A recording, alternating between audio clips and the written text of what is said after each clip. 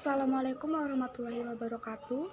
Di sini saya Aini Ervita Dewi dan juga rekan saya Mbak Sherly Linda Valentina dari kelas Zawa'ar ingin menyampaikan sedikit tentang penjelasan dari makalah kami, yaitu konsep kepemimpinan.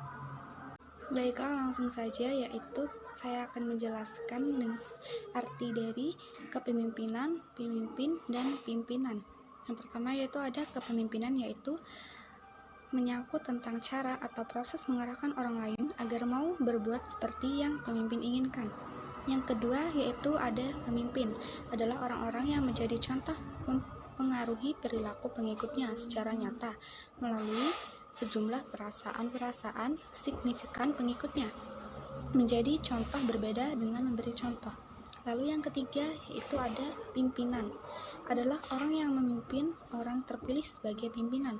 Ia terpilih sebagai pemimpin karena memiliki keunggulan kompetitif dan keunggulan komparatif dalam kelompoknya. Lalu selanjutnya di sini ada yaitu teori sifat, yaitu karakter yang membedakan antara kepemimpinan ralat, yaitu antara pemimpin dan yang bukan pemimpin menurut Stephen Pirobin. Ambisi, hasrat untuk memimpin, kejujuran dan integritas, percaya diri, kecerdasan, serta pengetahuan yang relevan dengan pekerjaannya. Lalu di sini ada kekuasaan. Kekuasaan atau authority adalah kemampuan untuk memerintah dan memberi keputusan yang baik secara langsung maupun tidak mempengaruhi tindakan-tindakan pihak lainnya. Melihat sifat ilmu sosial. Lalu di sini ada kekuasaan. Kekuasaan atau authority adalah kemampuan untuk memerintah dan memberi keputusan yang baik secara langsung maupun tidak mempengaruhi tindakan-tindakan pihak lainnya. Melihat sifat ilmu sosial yang tidak etis, nominatif, maka kekuasaan memiliki pengertian yang netral. Untuk melihat baik dan buruknya perlu dilihat penggunaannya dari keperluan masyarakat.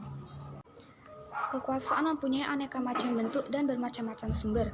Hak memiliki kebendaan dan kedudukan merupakan sumber kekuasaan. Secara formal, negara mempunyai hak untuk melaksanakan kekuasaan tertinggi, kalau perlu dengan paksaan. Lalu ada jenis-jenis kekuasaan, yaitu yang pertama legislative power, yaitu kekuasaan yang tergelimitasi atau sah. Yang kedua yaitu reward power, kekuasaan balas jasa. Yang ketiga ada coercive power, yang itu kekuasaan pemaksaan. Dan yang keempat itu ada referent power, kekuasaan referen. Lalu ada expert power, yaitu kekuasaan ahli. Dan connection power, yaitu kekuasaan hubungan. Baiklah, selanjutnya yaitu yang E, unsur-unsur saluran kekuasaan dan dimensinya. Jadi di sini ada 4, yaitu rasa takut, rasa cinta, kepercayaan, dan pemujaan. Langsung saja terus ke perbedaan kepemimpinan dan kekuasaan. Yang pertama, perbedaan dari segi kesesuaian tujuan. Kekuasaan tidak membutuhkan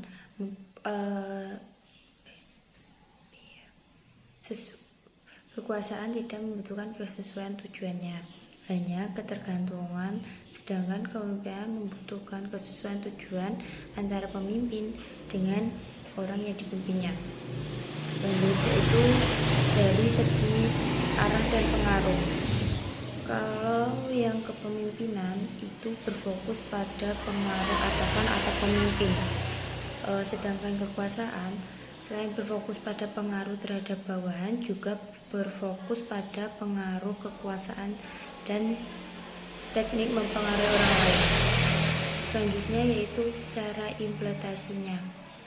Jika pemimpin lebih menekankan pada cara atau gaya kepemimpinan, sedangkan kekuasaan lebih memfokuskan diri pada taktik-taktik untuk mendapatkan kesepakatan.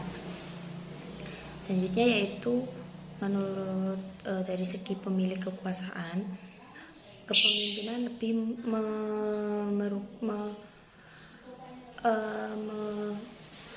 memfokuskan secara individual, sedangkan kekuasaan hanya dapat dimiliki oleh individu tertentu, namun juga dapat dimiliki oleh beberapa atau sekelompok orang. Selanjutnya yaitu cara-cara mempertahankan kekuasaan. Yang pertama yaitu menghilangkan segenap peraturan-peraturan lama, terutama bidang politik. Yang kedua, mengadakan sistem-sistem kepercayaan yang akan dapat memperkokoh kedudukan penguasaan atau golongannya. Yang selanjutnya yaitu mengadakan konsolidasi horizontal dan vertikal. Terima kasih. Semoga dari penjelasan kami bisa membuat